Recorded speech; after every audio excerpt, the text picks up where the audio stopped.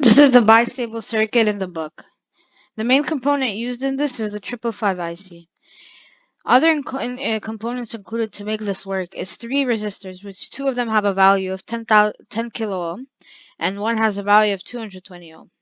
We also use an LED, a non-polarized capacitor with a value of 0.01 microfarad. We also use 2 push buttons and a 9-volt battery.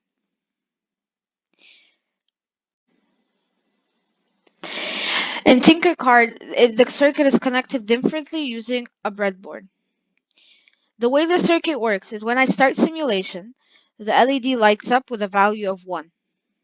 When I click the second push button, the LED goes to a value of 0, which causes all the brightness to be gone, so making it off, so there's no brightness.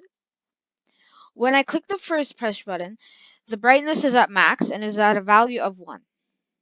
However, slowly, the brightness decreases in the LED until it is at a value of 0 where there's no light at all.